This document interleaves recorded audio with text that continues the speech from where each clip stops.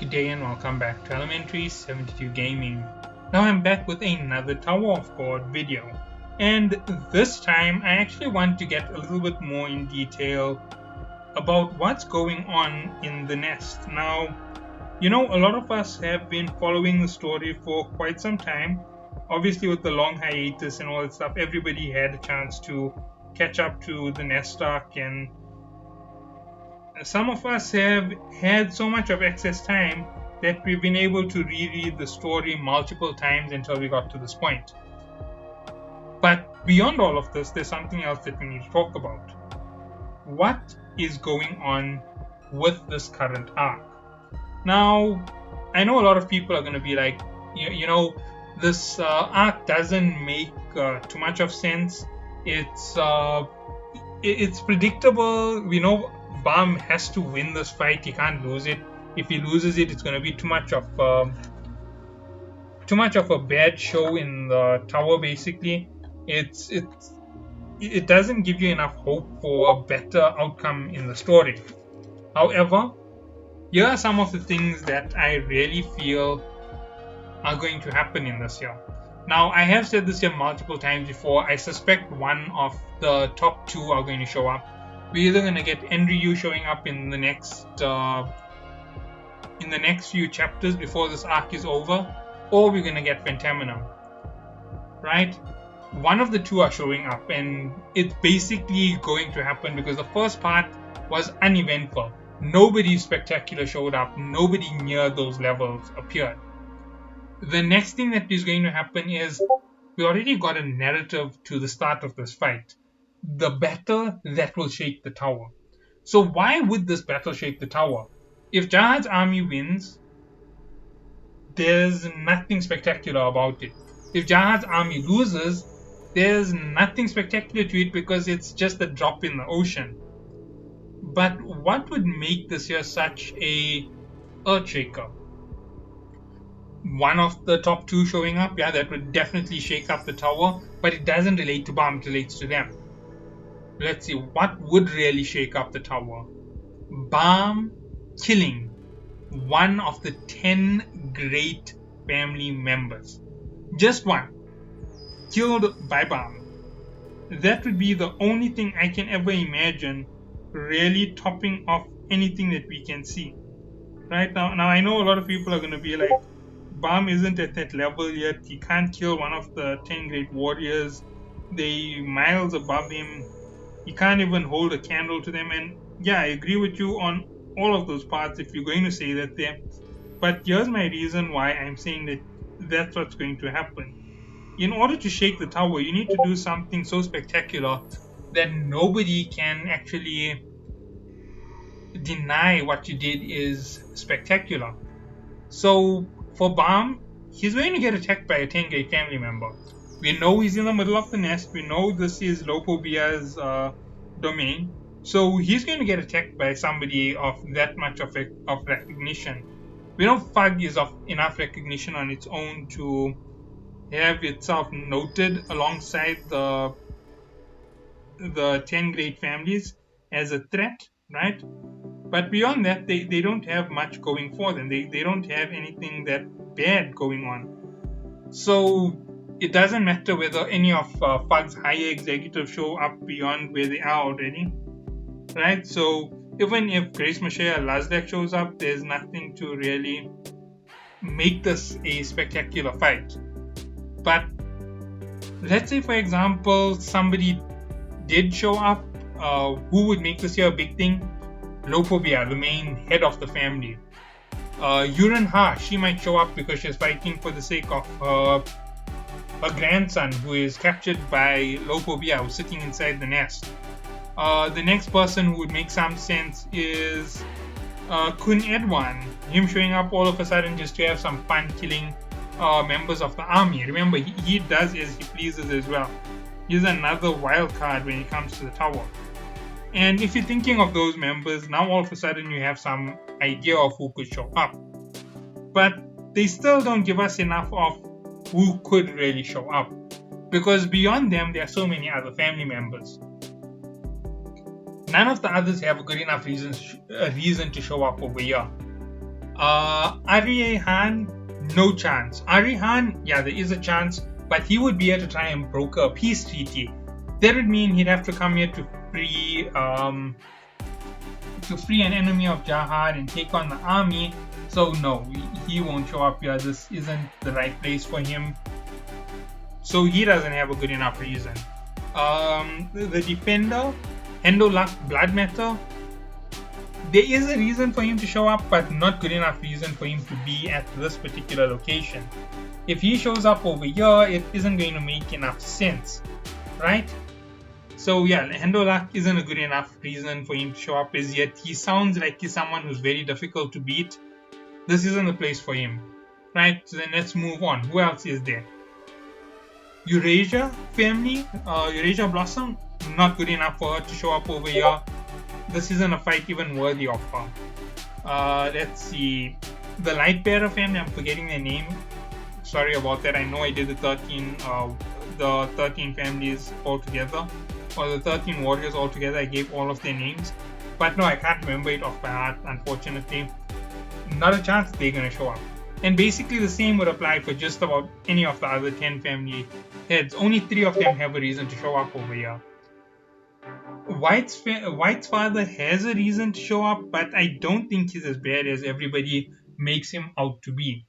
You see, the thing about White's father saw the potential of his son, and he saw that his potential would never be reached for as long as he remained where he was. So I can understand that White's father isn't as totally demented as people say he is.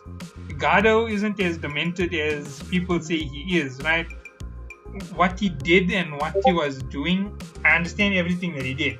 He did it for the sake of his son. He's still not the worst person ever. The way he raised his children, it's purely up to him. He does things his own way. That's the way that things happen to be in the cage. But beyond all of this, we need to understand what's about to happen in this arc. There is no way this arc is going to wrap up with just a high-level ranker fight. We saw high-level rankers going crazy when Evan Cal pulled off a triple orb at the last station. That was a crazy high-ranker fight, and there were so many high-ranker fights going on. That was fun. This arc is too drawn out. For it to be this drawn out means something unbelievable is coming at the end. We have to have 10 great family members, right? One of them is showing up and they're going to fight against Balm. One of them will show up to defend Balm, possibly. But that still doesn't make a good enough hype and enough to make this year insane as it's going to be, because I don't think they can kill each other, right? They're immortals in a way that works with the tower's rules. Their contracts bind them to the rules of the tower, and that makes a difference to what they can or cannot do. So who would be the perfect individual to see for this purpose, showing up to change what's going on? Enryu, Pentamenon. And that's why I'm so sure that the next arc is building up Enryu of Pentamenon showing up. Now, we've got all of these crazy fights that are about to hit their climax. We've got the fight where Doom and what was his name? Baylord Doom and Baylord, not Paul. I'm forgetting the name of this guy. I really Yama, Baylord Yama. They're going to end up completing their little trek down the main part of that maze, and Yama is going to take on Yasracha in the final fights, right? So we know that is going to be his big final fight. As for Balm, we know Balm has Balm has Mashni as a fight, right? She's going to be insane. She's going to be difficult to fight.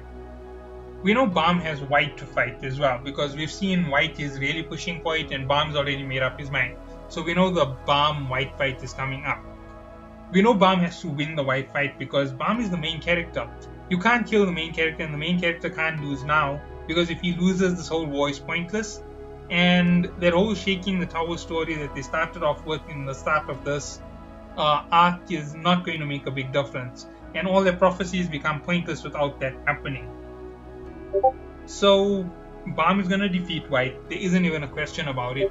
Moving on past the fight with White, the next thing that's going to happen is we're going to get the next load of fighting that's going to happen, and that's going to be Liboric versus Calavan. Obviously, Liboric is going to win, right? Liboric is an overarching bad guy. He's going to take over from our current bad guy and hold the top of everything for the next few weeks. So he's going to take over in that regard. The next person who we have is Evancal. Evancal is going to that secret place in the nest, whatever it is, something that is a trap for everybody there. So she's going to go and try and dismantle it. I believe she's going to have a real tough time with whatever it is. So yeah, we can expect it to be a hard fight for Evancal to have taken it on herself. So that fight is going to be another intense one. And if you're looking at them, all of them are booked off with nice high-level fights. And when all of these fights are over, we need something even more menacing for the end of it. Think about the entire Cage arc. We got the fight where it looked like Balm was going to fight Doom. Something unbelievable, something high rank in fighting. We didn't get the fight with Balm versus Doom. We got Balm taking on Gardo, right? It's a high ranking fight, and Balm showed that he had the potential back then. Moving on, who's going to be next? We're going to have Balm versus Mashne. Balm versus White. They're high ranking fights, but we need Balm to keep fighting. It makes sense. Beyond them, we need something intense. We need something of a new level of excitement. We need the story to start building up to endgame at this point. Whatever happens here has to lead into the next arc up to the 80th floor of the tower.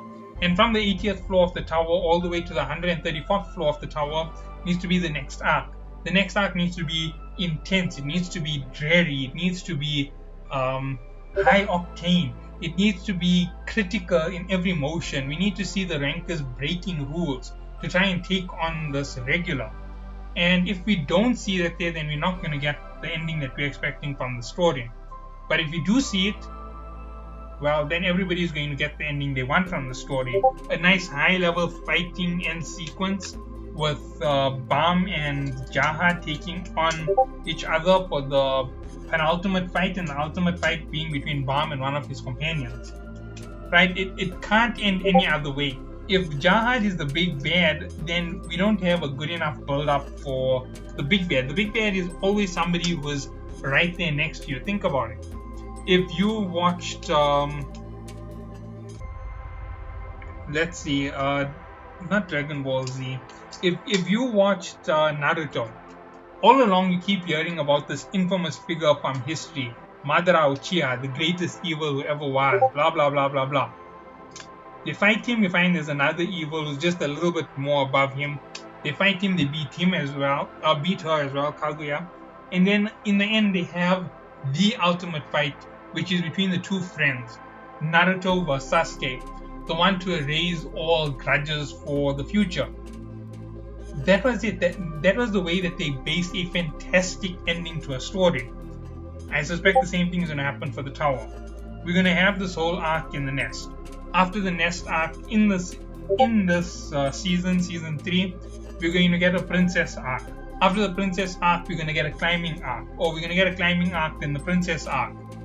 Then after the princess arc, we're going to get the finale of the princess arc, where something crazy happens and we find out the truth about the princesses even further.